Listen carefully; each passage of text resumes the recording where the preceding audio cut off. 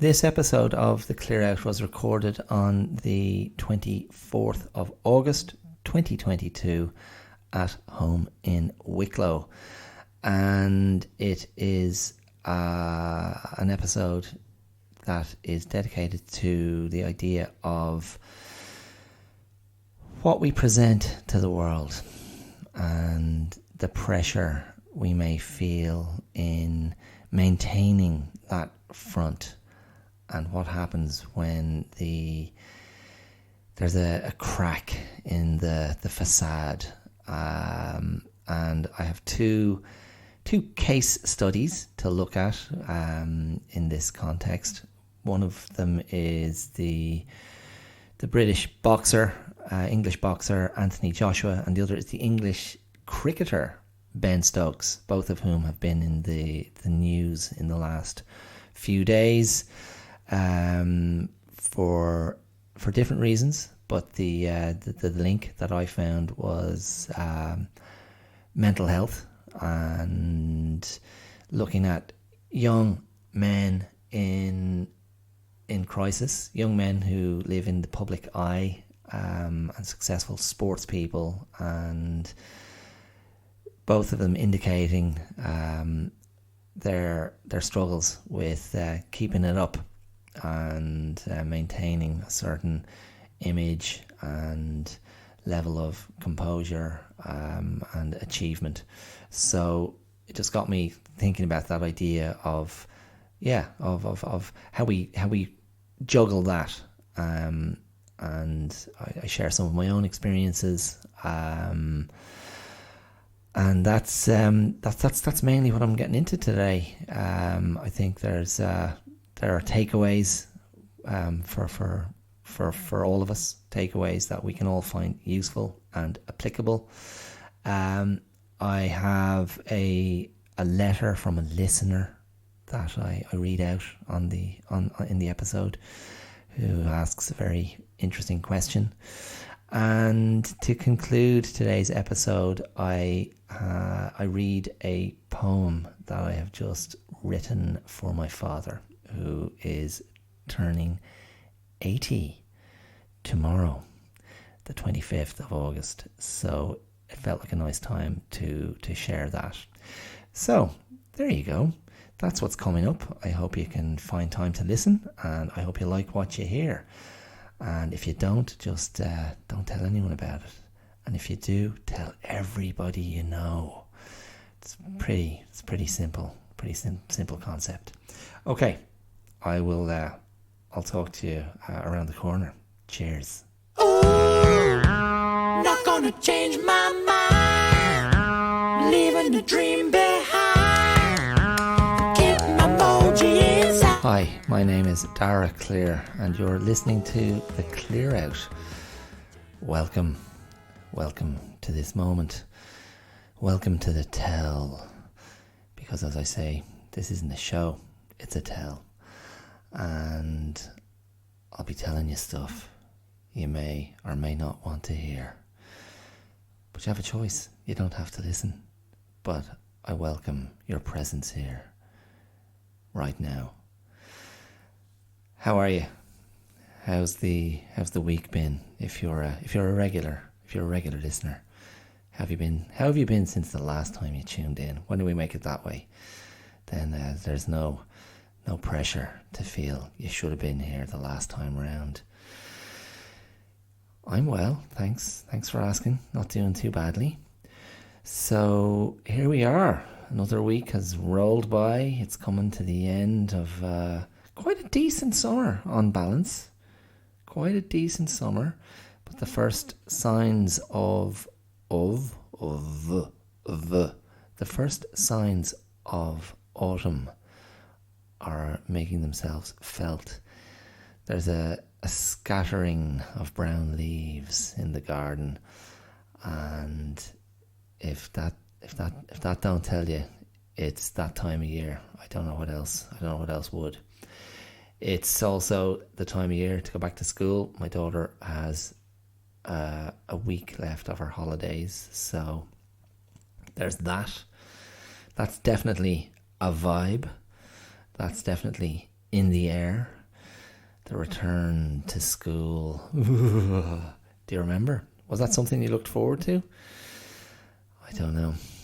I didn't dread it, but I don't know if I was ever like, I can't wait to get back to school. But the summer holidays posed their own challenge, and I remember those dreaded words that my mother used to hate hearing. I'm bored. We're bored. My daughter has mastered that phrase this summer, even though we've done our best to keep her stimulated, entertained, amused, distracted. But there's nothing quite like a 21st century kid to highlight the ennui of abundant privilege. Now, I know privilege is a very relative term, but I know what I'm thinking of. Everything's just a little bit too easy. Anyway, why should she suffer needlessly? If it's all there and it's all laid on, all the mod cons. Because that's what childhood should be like. It should be like a shiny new thing for sale. All the mod cons, yeah, high spec. Anyway, the mission statement of this podcast, if you're a first-time listener, it's very simple. I'm here to explore wellness. Your wellness, my wellness, our wellness, the collective wellness of us, the wellness of we. And yeah, it's a challenge. It's a task that's never fully done, never fully completed. There are so many aspects to keeping oneself as well as one could hope, that there's always stuff to be done. I don't know. I mean, maybe it depends on time of life. Maybe it depends on what's going on, where you found yourself settling, what groove you're in, what pattern you're in. But I think there's always... I suppose the way I think of it is, you've got to stay sharp. You've got to stay vigilant. And that's another way that's a way of avoiding the word mindfulness. There are so many of these wellness buzzwords that are floated about and pushed in your face by people like me. I can't set myself aside, sadly, from the masses of wellness warriors out there trying to tell you, presuming to know how to tell you to improve your life. It's an astonishing flex of presumption and arrogance, and perhaps it is all rather solipsistic and delusional. But there you go. That hasn't stopped me yet. I'll keep nutting along. So yes, explorations of how we stay well, and my own personal approach is to try and look at it with a certain amount of honesty and openness and vulnerability and candour, and levity. That's right, levity. Try not to take it too seriously. Try not to take ourselves too seriously. And yet, take the right things seriously when it is warranted. I think that's reasonable, isn't it? That's not an unreasonable position to go, this thing needs attention right now. This is my current focus at this moment in my life, because this is something else that I've maintained and have spoken about here on the Clear Out. We are living in an age of distraction. There's always stuff to pull our brain this way or that way. Always stuff calling for us to direct our attention to it. And that's not to say that hasn't been a sensation that humans have experienced, through the generations, just the demands of life, the busyness of life. But there is, let's just look at it. Let's just look at it straight. There is something about this age we're in and the deluge of information, the deluge of screens, the deluge of voices, the deluge of opinions and sound bites and clickbait and everything else, the deluge of scary, terrifying, anxiety-inducing news stories. It is a deluge. We are being flooded with things competing, battling, scrambling desperately for our attention, for our eyes. And we consume so much of it through our devices and through our screens, and the brains behind the screens, the arch manipulators, a la the producer played by Ed Harris in the Truman Show. What was his name? Didn't he have like a German sounding name? It made him sound like a European artiste. Aesthete. It wasn't Klaus. What was his name? And he was only ever referred to by his first name, which denotes a certain gravitas or status. You'd have to look that one up. But yeah, we're all being manipulated. And so, that's a good question. How do you prevent yourself being manipulated?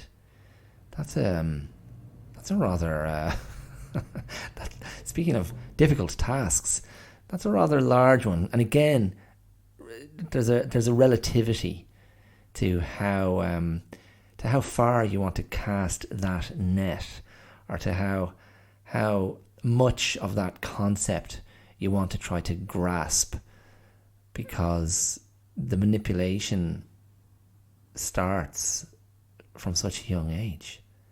As soon as we step out into the world, are we not on some level being presented with prompts and nudges and frameworks that in their own way manipulate us into belief systems and manipulate us into believing what the world is and what it isn't, what we can and cannot be.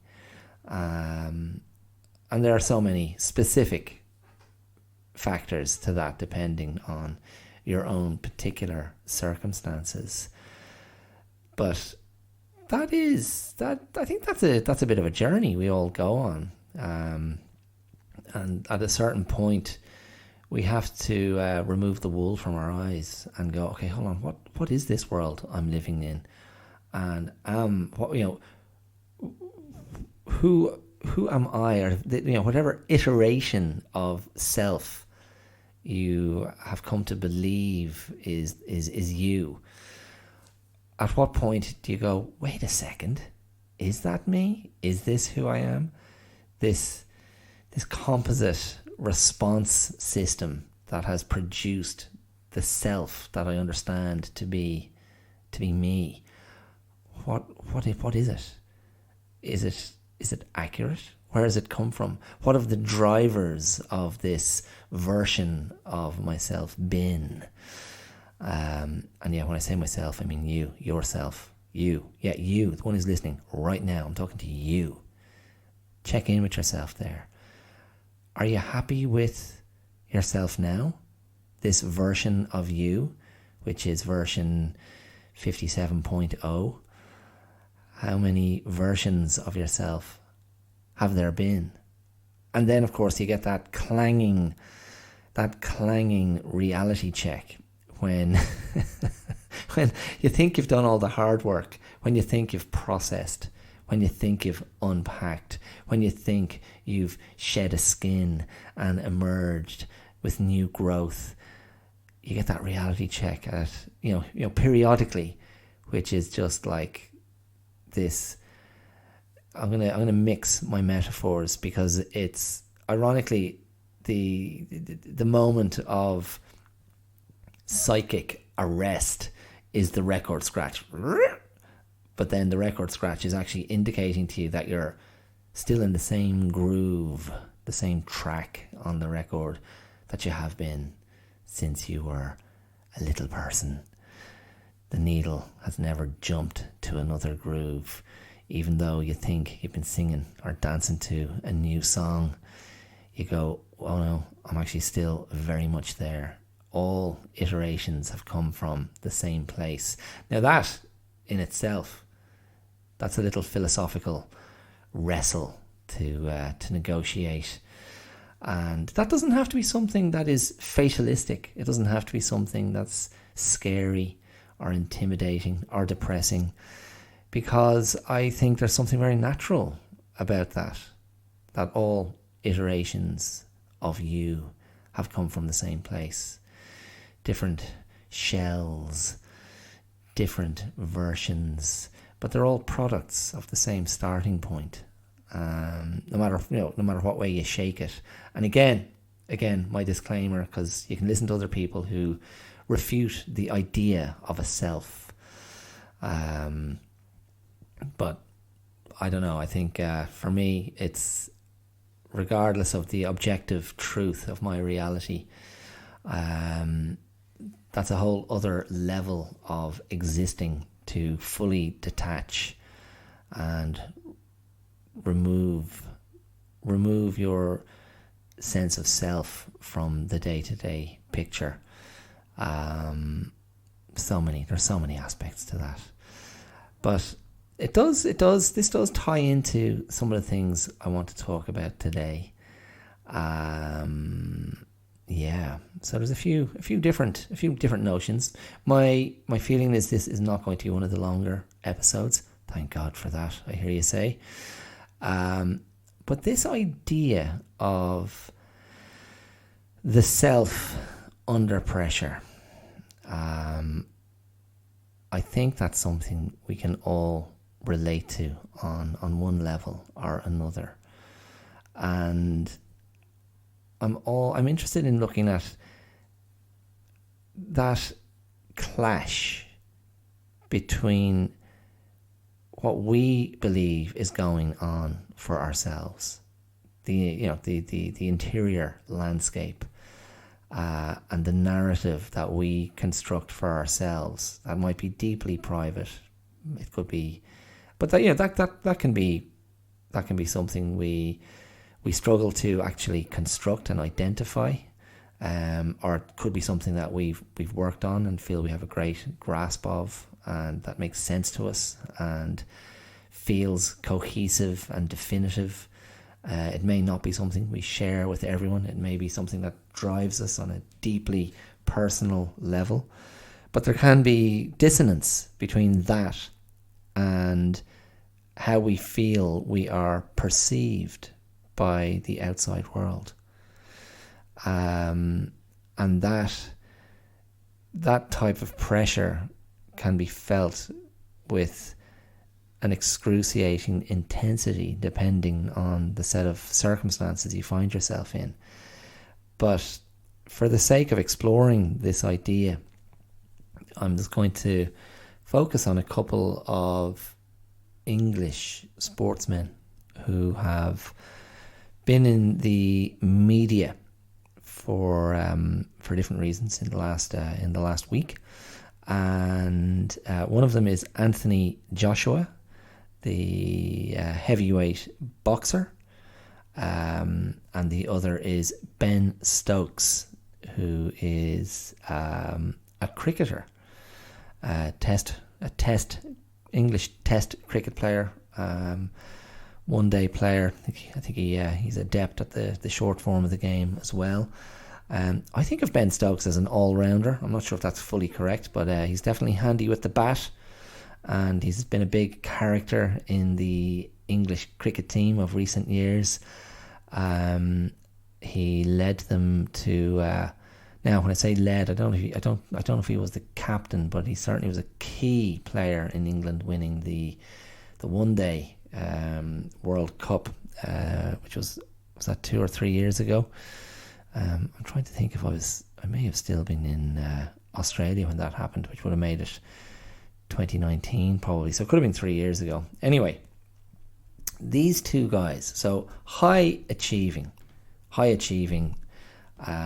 very successful sportsmen, both around the early 30s mark. I think Anthony Joshua is 32. He was a gold medal winner at the Olympics 10 years ago. So that would have been 2012. Was that the London Olympics? I can't remember. And Ben Stokes, I think, is a similar age. He's around the 30 mark, I think. I haven't gone back to check the details. But fundamentally, these are young men. I mean, that's how I look at it now at my age, and that can be a pretty spiky time in a young man's life, I think, because you've negotiated the 20s, but that could be a key moment where you think you've worked some stuff out, and you think you've processed some stuff and come to an understanding of who you are, and then the crisis comes when you realise, no, that was only patchwork. But Anthony Joshua had a boxing match at the weekend, and he was beaten on a points decision over 12 rounds by the Ukrainian boxer Alexander Usyk, who won fair and square. It's the second time he's beaten Anthony Joshua, and Anthony Joshua has put himself out there in the world for the last 10 years as a very competent, successful boxer. He seems to always be in phenomenal physical condition. One of the modern heavyweight boxer has kind of got bigger and bigger over the years. These guys are a different physique to the sort of, if there was a golden age of heavyweight boxing back in maybe the 60s and 70s, around the time of Muhammad Ali and Joe Frazier and George Foreman and those guys, that physique has just got chunkier, bigger, bulkier, heavier. But with the addition of more body mass, you see a less defined body, so less cut, as they say. But Anthony Joshua has defied that pattern, and he really has a very sculpted, astonishing body. But you go, well, yeah, great. Well, that's what you want as a professional sports person. But apart from that, he's always presented himself as a nice guy. The world of boxing can have that trash talk element to it. It's just part of the sort of the dynamic and the promotional dynamic of boxing. Big personalities and trash talking your opponents, and obviously it's informed by maintaining a certain front, a certain appearance of toughness. That's informed by a certain macho alpha male code, and that's not really the the path that Anthony Joshua has walked. And at the weekend, upon losing that fight, he sort of cracked, and he grabbed the microphone in the ring at the end of the fight and had a bit of an expletive ridden rant, and tried to sort of say basically how I took it. You can go and look it up online, check it out for yourself. But basically, the way I perceived it was like, you don't know who I am, you don't know what I've had to endure, you don't know where I've come from, you don't know. And a real sense of being misunderstood and misrepresented and underappreciated, undervalued in some way, and just the feeling of intense frustration. And certainly there's no doubt, of course, that this is coming, immediately after he's been beaten for the second time by the same boxer in a relatively short period of time. They fought only a few months ago, I think. I can't remember if it was earlier this year or late last year, but the feeling was like this was Joshua's chance. Like if he'd beaten Usyk, that keeps him at the top of the table. But now that he's been beaten twice, it's like people are like, I'm not sure what chance he's going to get again to fight the best of the best. And all his kind of frustration came out. And I think one of the things he was saying was, or there was an implication that people don't appreciate how hard his task is, how hard it is to be that guy with that physique, to step into a ring and throw difficult combinations over that time frame against really tough opposition. And he made reference to this, and he made reference to the change in body size of heavyweight boxers over the years, and he referenced Rocky Marciano, who was one of the great boxers. Rocky, he was the 50s, I think, Rocky Marciano, and he was like, yeah, I don't box like him because I'm 4 stone heavier than he was, and putting together combinations, it's hard work. My arms are heavier. Now you can argue, well, yeah, but you're a bigger guy, so maybe you should be able. But anyway, he was clearly not having his best moment, and as I say, uncharacteristically using bad language. And then later, afterwards, he was in his press conference. He broke down. He just had to take a moment and have a cry. And I just kind of thought, yeah, you poor. I just felt sorry for him. And I thought, yeah, it's all out there. It's all out there. You've just worked so hard for this moment, and it doesn't happen. Now, that's a very recognisable thing. You see that across sport. You see that, the big moments, and you see the impact on sports people, sportsmen, sportswomen, whatever their chosen field is.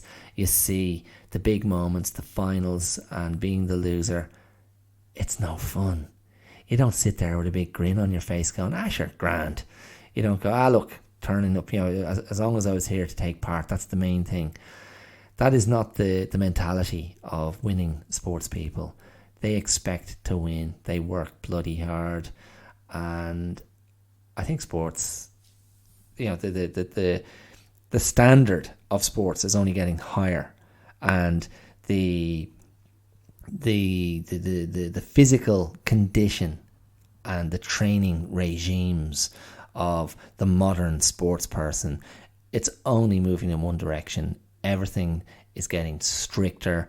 They're all working harder.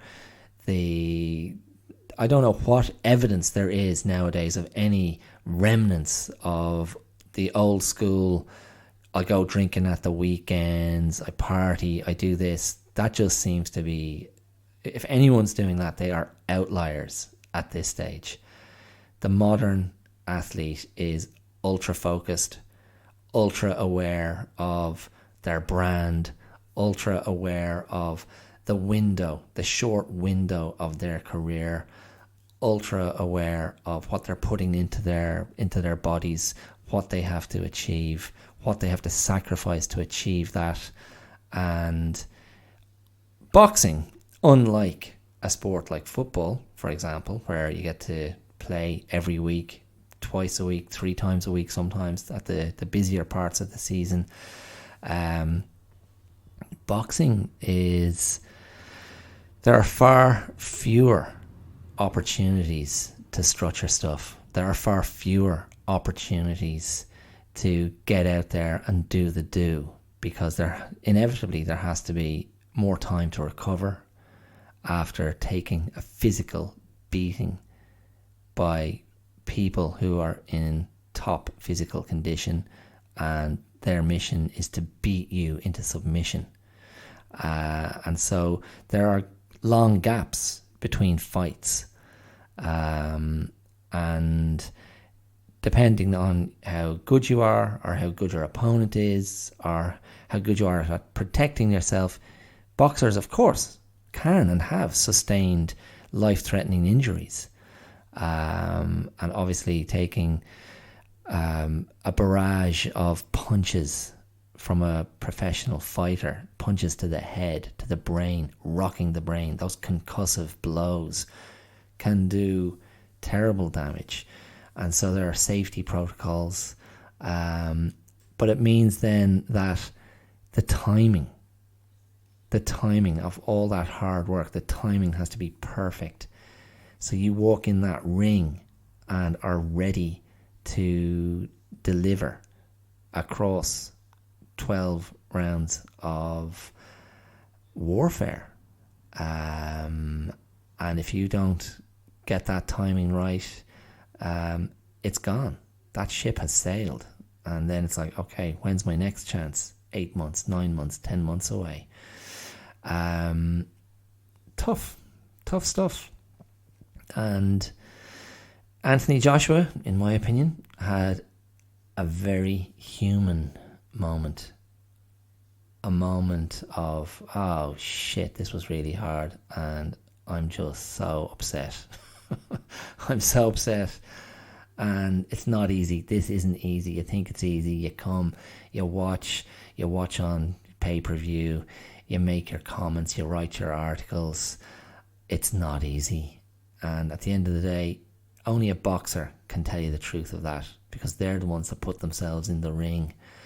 And I've always had an interest. Since I was a kid. I used to bring home big boxing compendiums from the library, these hardback pictorial histories of boxing. I've never been to a boxing fight in my life, but I've always retained an interest. I'm not an obsessive, and it's pretty superficial, that my knowledge of the sport, but usually I have a reasonable idea of the prominent figures getting into the ring, some of the prominent figures behind the scenes, because they're always there. There's always that link to the underworld, to the criminal classes, boxing's never really been able to shake that. And I think the only other thing you could say really about boxing as a sport, I mean, it's been massively challenged in its popularity by the success of UFC, mixed martial arts, the Ultimate Fighting Challenge. But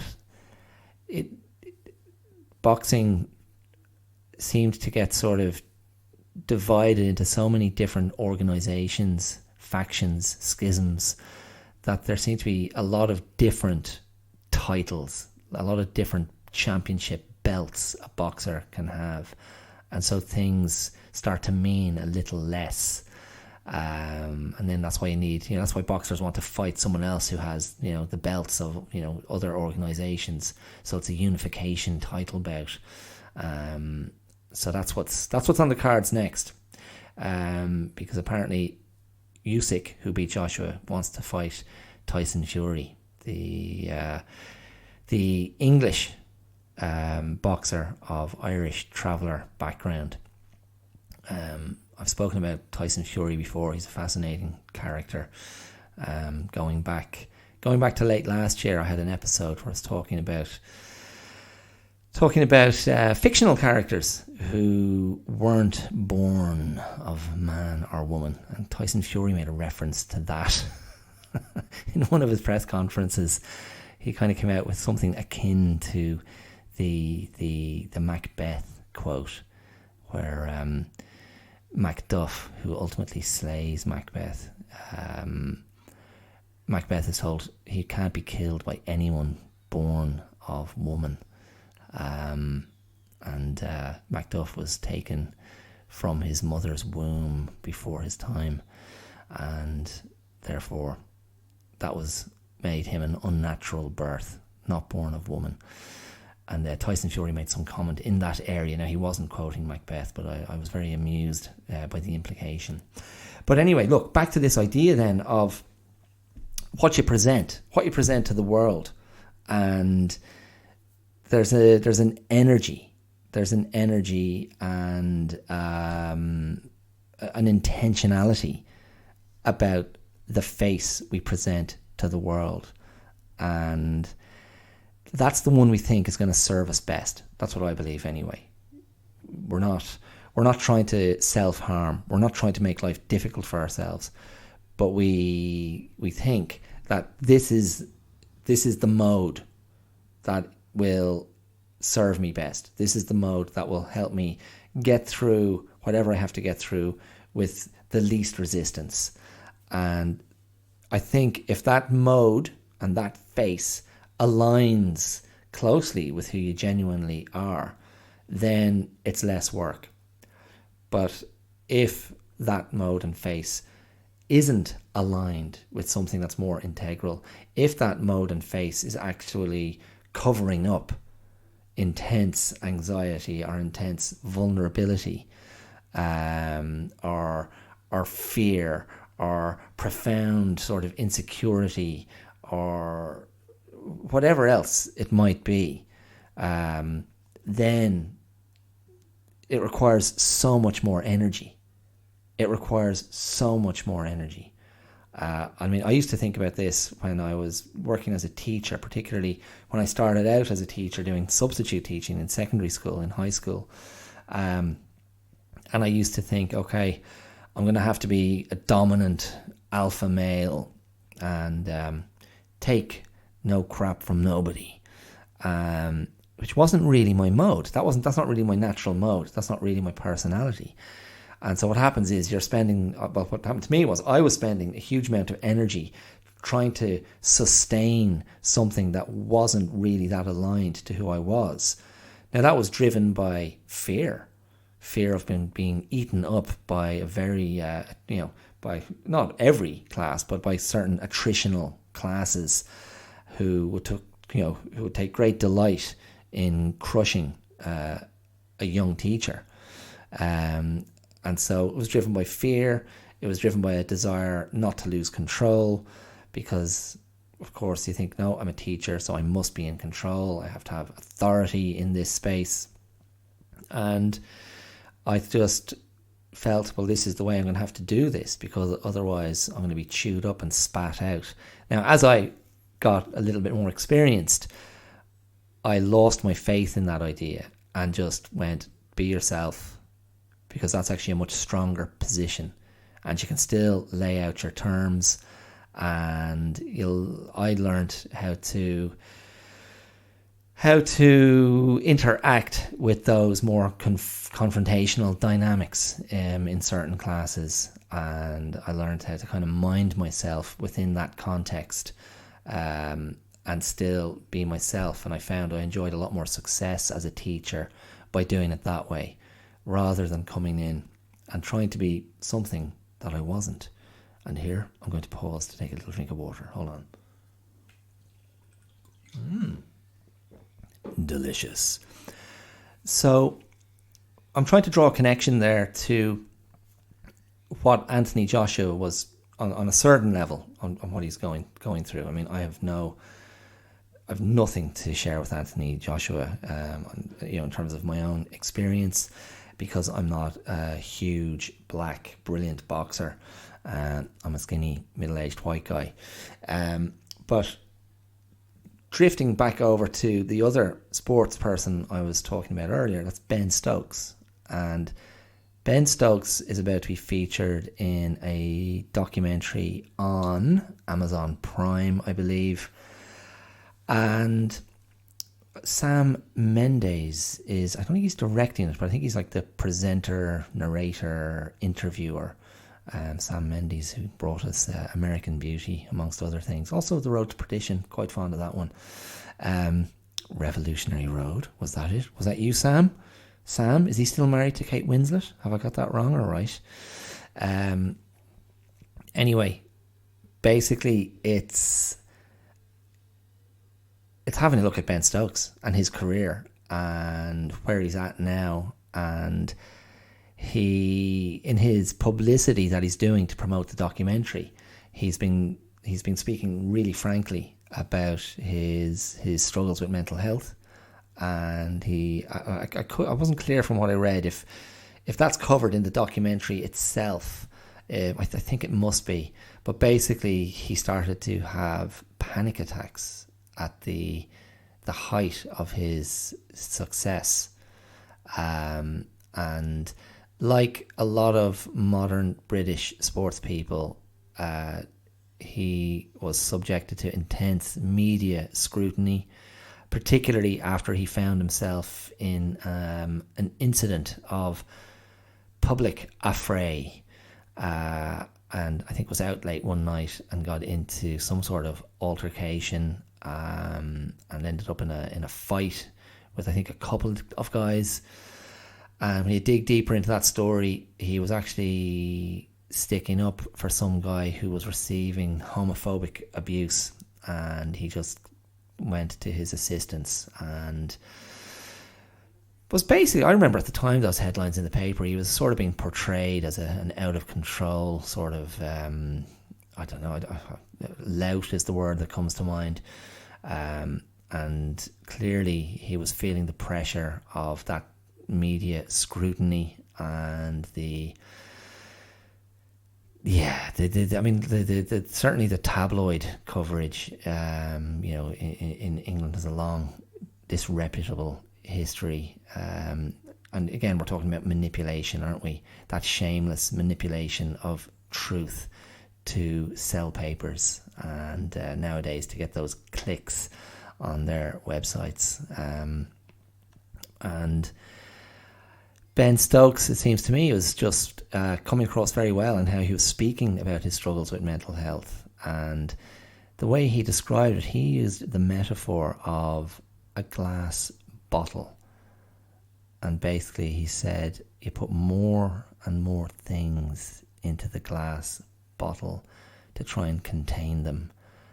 More and more things being put in there to try and cope, to try and maintain the image, maintain the front, to try and keep yourself up, to stay at that level. And then one more thing goes in and the glass bottle can't take it, and it explodes and it shatters and it's glass everywhere. And I thought, I quite like that. I quite like that metaphor. I thought it was quite a good one. And certainly that, the idea of a vessel of some kind being used to contain things you're trying to control, contain things you're trying to park in a certain space. But you keep stuffing things in and you keep pushing things down until there's no room, and it's got to go somewhere. It's got to go somewhere, and usually that's not a good place. And it becomes something it becomes a ticking bomb. I'm getting a flash, so I've just I've ignited some memories in the back of my head, and actually just that idea of the ticking bomb got in my head, because I remember working in a school before I went out to Australia, and going into one of the senior classes, and it happened to be all boys in that class, and they were a pretty wild bunch. And this one wild-eyed 17-year-old or 18-year-old, I remember him looking at me, staring at me with his mad eyes from the back of the classroom, and he just shouted up to me, "You don't want to mess with me, sir, 'cause I'm a ticking lock." And there was a moment, just a beat, and the rest of the class just turned and lost it. "You idiot, it's a ticking bomb!" And they just ripped into him unmercilessly. And that kind of broke the ice. Because I said, right, I'll watch out for that, thanks. Yeah. But I'm a ticking lock. Are you? Okay, so what's going to happen? What's going to open up? But that's the problem. That is the problem, and look, I don't think, are Anthony Joshua and Ben Stokes unique? For men of their age, are they unique in experiencing these pressures?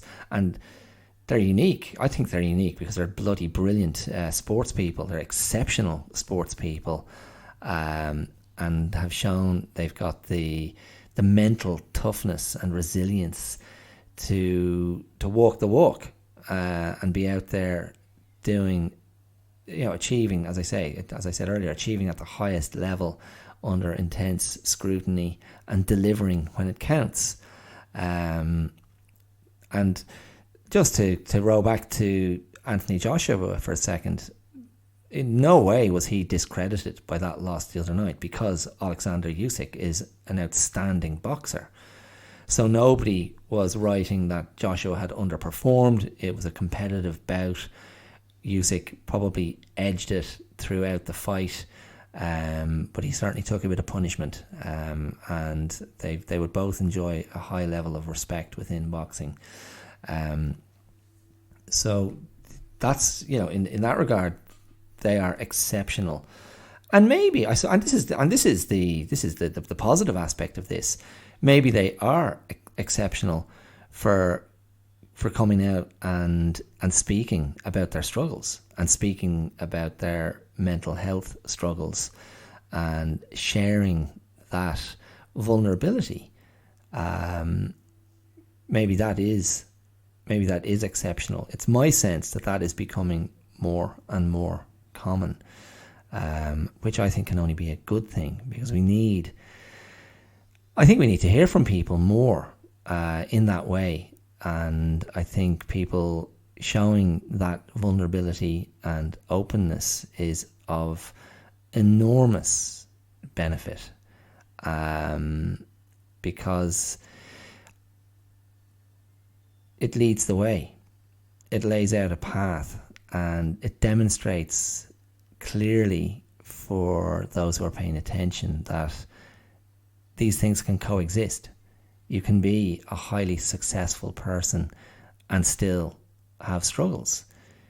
You can perform at the top of your game and still feel fragile and vulnerable and lost and out of control. And another specific aspect to Ben Stokes' story is that he's speaking very candidly about still using the medication he was prescribed to help him cope. When he spoke about seeing health professionals, I can't remember if he said he saw a psychiatrist or a psychologist, but he says he's still using that medication and it's continuing to help him. I mean, and that's sort of been a taboo. It's one thing to say, yeah, I'm feeling this way, I'm feeling like I need help, or I'm feeling like I can't cope. But then to lean in and go, and yeah, I'm using medication. I'm putting something into my system to help keep me well. That's good.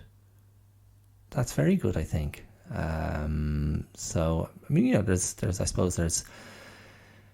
There's another argument. Medication is one road to go down, but certainly it's it's so established, and I think it's something that if it's there and it can help and it keeps you on an even keel, or returns. And I suppose this is the main idea. If it returns a measure of control to your own hands, I think that's the desired outcome, isn't it? To have that. So it's not the only way, of course, to manage oneself. And what can I say? I mean, I've been lucky enough to not at this stage yet. Not at this stage in my life. I haven't had to take medication for my own occasional struggles with my mental health, which for me typically take the form of depressive episodes, but mostly I default back to good mental health, stable mental health, where I feel I think clearly and make good decisions. And that's one thing I've learned, and I think I've become more aware of in recent years. If I find myself in a depressive headspace, if I find myself in having a bout of intense depression, which for me usually manifests itself with the extremely low energy, totally inward directed energy, sleepiness, a desire for sleep and rest, being non-communicative, and having negative thoughts, like negative energy, heavy negative energy and negative thinking, negative thought patterns. And for me, at its worst, suicidal ideation. That's never gone away. So that's been there since I was, probably 15 or 16. I'd say 15, but there it might have even been as young as 14. So that can still be my default reaction when I get triggered by whatever event, and I've been lucky enough to find, through professional help. I had therapy many years ago, and I continue to use some of the things that I was shown there. But what I've become better at doing is not compounding those episodes by heaping more self-judgment and recrimination on myself. Excuse me. And trusting that it will de-escalate. So I just sort of breathe into it, really, and go, this is okay. And it's a bizarre sort of two-tier perception that my brain seems capable of, where on one tier I'm recognizing I'm in it and it's horrible and there's all the negative thoughts and emotions and self-destructive impulses and all of that. But on the other tier, I'm observing it and being compassionate to myself and recognizing that it has come from somewhere, that it's been a response to something, and counseling myself that it will pass, and counseling myself that any decisions I think I'm making in that moment can't be trusted. It's like, don't listen to him. He's depressed out of his head. He's not going to make a decision that's in his genuine self-interest. And I come out of it, and yeah, it's over. And so, as I say, I'm lucky. I'm lucky that I've found a way of understanding it, and not as unpleasant as it can be. I'm actually not unduly alarmed when I'm in the midst of it, and it usually passes within a 24-hour period for me. Typically, sometimes it's a bit longer, or sometimes it has a half-life, so it remains, but less powerfully. in the days that follow. So there you go. That's it. I think that's it. That's a real key. A key insight for me, though, is decision making, and the way we convince ourselves that our perception is accurate.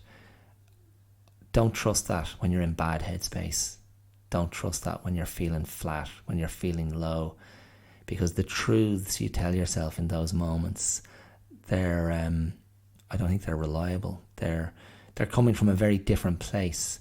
So and similarly, it's, you know, if you bounce high, and I don't have a manic cycle, but if you bounce high, you can't trust the high times either. You can't trust suddenly your decision making is excellent when you're feeling, you know, an abundance of well-being and positivity and self-regard and self-worth that's going through the roof. And then you're like, yeah, I'm going to invest in this, and I'm going to set up that, and I'm going to do this. For me, as always, I always come back to where's the middle ground, where you're tethered to a bit of reality, but you haven't completely abandoned your sense of optimism, possibility, and idealism. That for me is the place that I trust, and that's that fits with my personality, and is aligned best with what I believe to be true. The old middle ground, the middle way, as I think Tony Blair was that something he advocated? The third way. Am I misattributing that? I thought that was some sort of Blair Bush Jr. conception. What did they conceive, those guys, at is it Camp David? Is that where they have those US presidential summits when they sit down to meet with the bigwigs? Anyway, whatever. So yeah, I don't know what the conclusion is to all of that. The conclusion is, Anthony, Ben, lads, you know, I hope you're doing okay, because it's tough. It's tough feeling like that, and it's tough negotiating that and working out the best way to hold yourself. And I just hope you're being taken care of, and I hope you've got sufficient compassion for yourself. That's I think that's a really important tenet of staying well, that we don't abandon ourselves. We don't kind of chuck out compassion for ourselves, because sometimes that might be all you've got. You know, no matter how much you wish it was different, no matter how much you want, how much you'd like for there to be someone else to hold you and take care of you, there are times you have to do it for yourself. And I think that is an indication of real health and real resilience and psychological and emotional robustness, if you can hold yourself. What do you think of that idea? I'm not saying it's easy, and there's nothing narcissistic in that. There's nothing egoic in that. That is actually stepping outside yourself and recognizing your own vulnerability, your own imperfection, your own frailty. Those are very human things. There's nothing to be ashamed of. There's nothing weak in that. It's just being human. We're just mortals. We're just normal. You know, we're normal beings. Why wouldn't we be vulnerable? Who isn't vulnerable? No one. Surely. Okay. So, there you go. Vulnerability. We're all vulnerable. It's okay. Just, just let's give ourselves a bit of love, a bit of care. And it's not the only solution. Put your healthful habits in place. find someone you can talk to, find professional help, because those people exist for a reason. And don't be ashamed. You have nothing to be ashamed of, really. You're doing your best, probably. And if you're not, you can try tomorrow. Or later on today, whenever. There's always an opportunity to try and do a bit better. And there are always other choices available. Don't fall into that trap. Don't fall into that trap of thinking there aren't other choices. There are always other choices. There's always something that you can do. Okay, so listen, 2 other things. Thing number 1, this is a shout out to my friend Leo, who wrote in. I'm laughing because he didn't write in. I'm gonna frame it this way though. I remember when I was a kid, I used to hear Gay Byrne, good old Gaybo. Gay Byrne. Now, for people who aren't from these shores, Gay Byrne, now deceased, the late, great Gay Byrne, was a legendary broadcaster in Irish media, a radio and television personality. He hosted the long-running TV chat show, The Late Late Show, on Irish television. And last week I was speaking about zeitgeists, and The Late Late Show was always a bit zeitgeisty because it was a place where the issues of the day found a way of coming to the surface on The Late Late Show by virtue of the guests that came on and the interviews that were had and the people in the audience who shared their opinions. And probably by watching The Late Late Show alone, you could chart a history through the emergence of modern Ireland. And I don't know. I mean, I don't know if it's something in Irish culture. I'm going to say it is. There's an ability to chat. There's an ability to talk. There's an interest in the story and a comfort with getting into it. And certainly what I do here on the podcast reflects that. But we've done well in that area. Irish broadcasters and chat show hosts and radio personalities.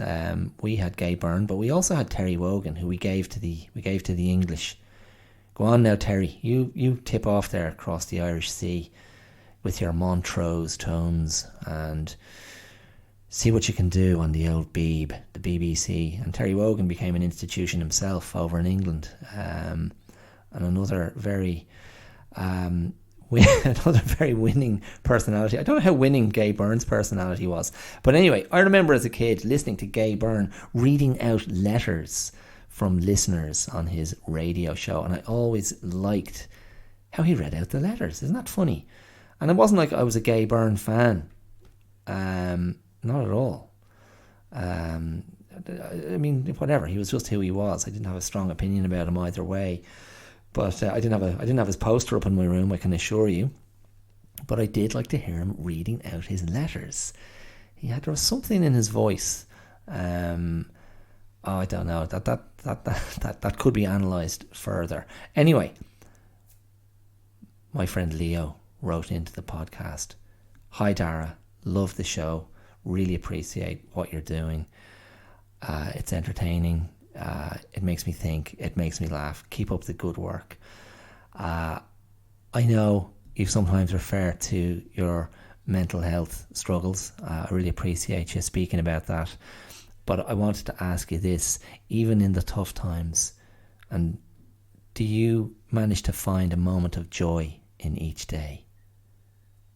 Thanks. Look forward to hearing your response and look forward to hearing the next episode. All the best and keep up the good work, Leo. Now, that didn't really happen. There was no letter. But, feel free to write. Drop me a line. Send me an email if you like. It's theclearoutlive@gmail.com. You can send me a letter, an email, and pretend it's a letter and ask me to read it out, and I will. As long as there's nothing filthy in there, you filthy thing, you. But no, Leo, I was spending time with Leo. I was working with Leo at the weekend. He, amongst other things, he's a very talented guy. Leo is a great photographer, and he was a wedding doing a wedding for a couple. He was the wedding photographer for their big day, and I was his little assistant. So that was a question he asked me. We were talking about lots of different things on either the drive over or the drive home. We were over in the west of Ireland, in lovely, beautiful Galway. So I was in Spiddal in the west, and it was a typically west of Ireland day, wet and overcast, but lovely. It's always lovely to get over to that part of the world. But that was a great question Leo had. Do you manage to experience a moment of joy every day? And I do. I think that's very attainable. That's a great little thing, and it's something. And I've spoken about this before. I've spoken about this idea of, are you in a receiving frequency? You know, where's your dial tuned? Are you open to receiving moments of positivity? Are you open to receiving something that turns a light on inside? And as Leo put it very simply, do you experience joy every day? See, it only has to be a moment, doesn't it? It's not some delusional thing where you wake up and you're deliriously joyful and you remain deliriously joyful for the rest of the day. I mean, surely that's when they call for the men in white coats, and they have their very own special coat, or should I say jacket, for you, with extra long sleeves, and then they bring you to a very cozy room where you can bounce your head off the padded walls for as long as you want, in as joyful a way as you want. That type of joy, we're not talking about that. Just a moment. That's all it takes. And thankfully, I feel like I do. So thanks, Leo, for expressing that so well and putting that question and making me think about it. Ask yourself the same question if you're listening. Is that something you manage in a day? I think there's days when you're overwhelmed. I think that's fair. Some days, I don't know. Even in the worst of times, you might have a moment. You just don't know. You don't know where that little moment of joy would come from. It could be something tiny. But yeah, I think it's out there for you if you want. Okay, so that was one thing, and I'm going to finish with another thing. So this episode is it's going live. It's going live. We're recording it live now, but it'll be out on the 25th of August, which is Thursday. It's Thursday in my part of the world. It might be Wednesday in yours. But that's my dad's birthday. Happy birthday, Louis. My father is turning 80. Holy Magoli. So obviously he's been in my thoughts. He's often in my thoughts.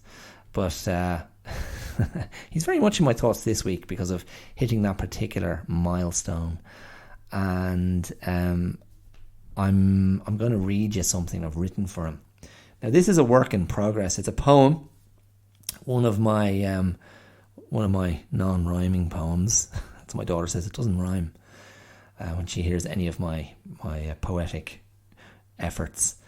But I'm going to read you this. And as I say, my only disclaimer is, and I'm not saying this with any sort of false modesty.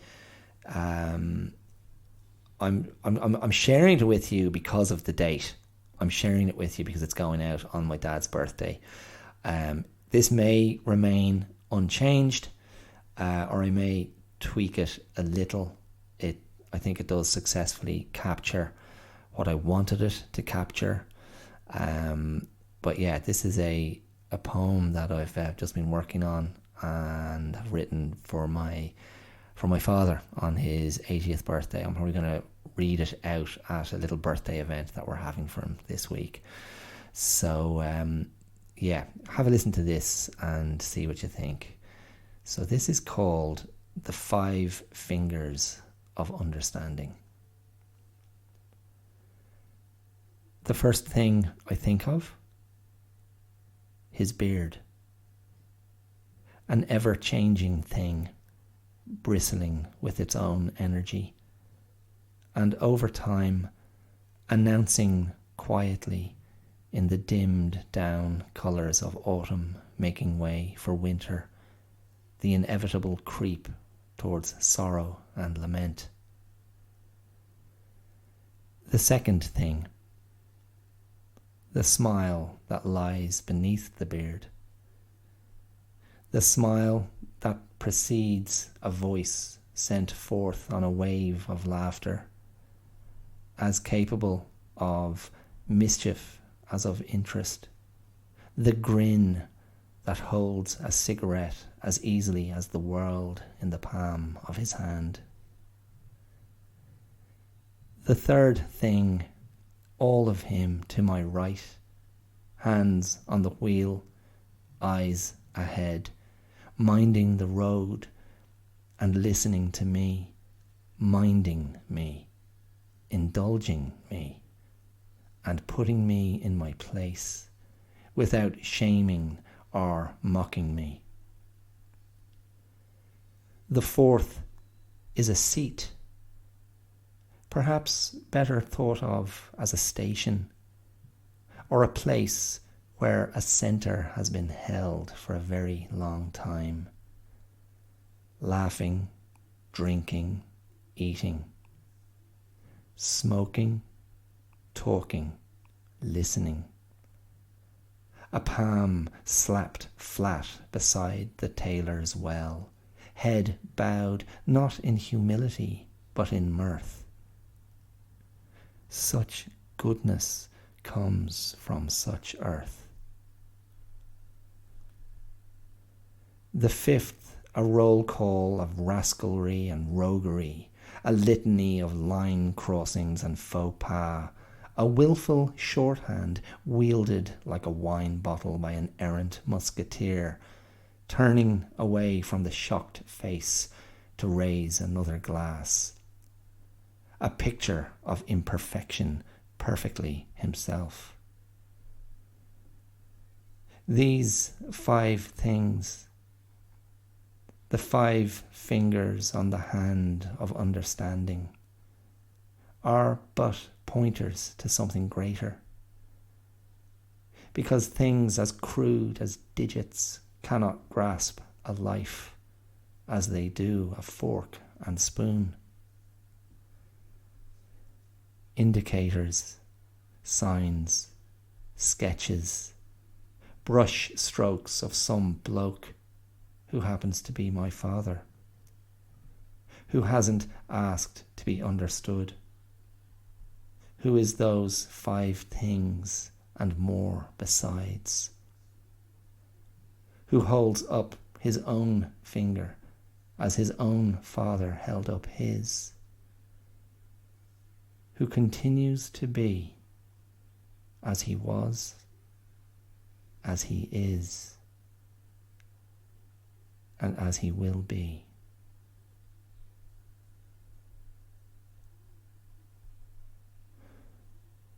Right, so there you go. That's from my daddy. Once again, happy birthday, Louis. 80. That's not to be sniffed at. I'm very impressed if no one else is. Okay, so there you go. I'm going to leave it there with you, with me, with we. The power of we. It's yellow. It stinks. Don't drink it. Okay, listen, thank you for listening as always, and remember, if you want to throw me some love on social media, you can, out there on the old interweb. The Clear Out podcast is on YouTube, it's on Instagram, it's on Facebook, And the Clear Out 2 is on Twitter if you're a tweeting kind of person. If you are so inspired and enjoy this and listen regularly and think, you know what, I'm happy to contribute to this, it gives me a bit of a lift in my week, a pep in my step, you can support this show, this tell, financially.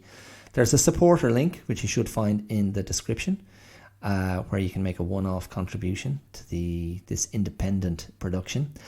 Or if you want to become a regular contributor to the show, a patron, if you will, you can do so using the Patreon link. That is patreon.com/The Clear Out. And you'll also find that link in the description of this episode. And I would welcome your support. This does take a little bit of effort. I do put quite a bit of time and love into it. And I have great belief in this project, or as they say in France, this projet. It's about good energy. It's about talking about stuff. It's about trying to keep it real. And it is, as I said earlier in this episode, it's kind of about putting a bit of love out there and giving you permission to love yourself. It's not a bad place to start. It's not a bad place to start, and it's not as icky and grotesque as your initial reaction might suggest. Okay, I've said enough, and I'll say more next week. Thanks again for listening. Go easy, give yourself an old hug, mind yourself, and I'll talk to you real soon. All the best. Take care. Bye bye. Cheers.